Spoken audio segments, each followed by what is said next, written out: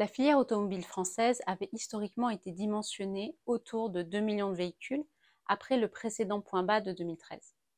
Sur la base des projets véhicules déjà affectés aux usines et des hypothèses S&P d'appels d'offres passés entre constructeurs et équipementiers, ce niveau de 2 millions de véhicules ne serait pas atteint en 2030 en France. La perte de production atteindrait 30% si l'on compare 2030 à 2019. Concrètement, les constructeurs ont réduit leur capacité en France. Renault a transformé Flins en site économie circulaire. Stellantis a réduit les capacités de son plus gros site qui était Sochaux. Mercedes a vendu son site d'Ambar à Ineos pour une production plus marginale que l'était celle de la Smart. Cette baisse de production s'observe également en Europe, à un niveau toutefois moindre.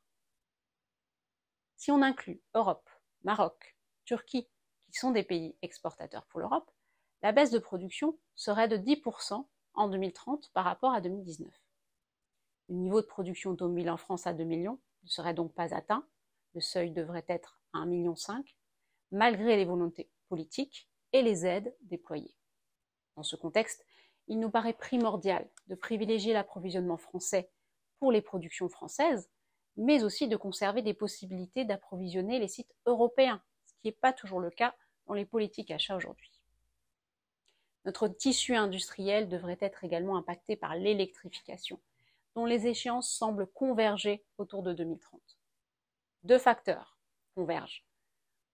Premièrement, les constructeurs, dont nos deux Français, Renault et Stellantis, se sont engagés à ne vendre que des véhicules électriques à 2030 en Europe, même si la législation en vigueur leur permet d'en vendre jusqu'en 2035.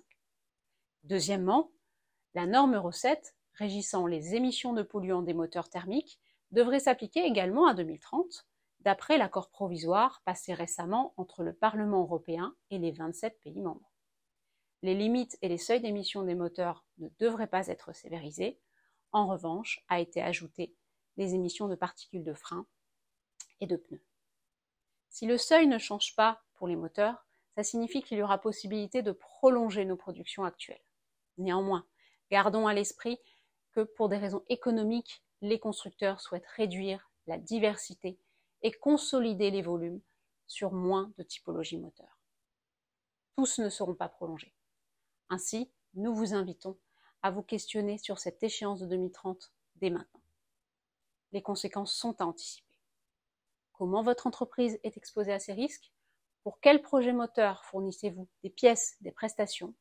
Feront-ils partie des moteurs qui aggloméreront l'ensemble des volumes restant à l'avenir? Autant de questions à aborder dans vos CSE.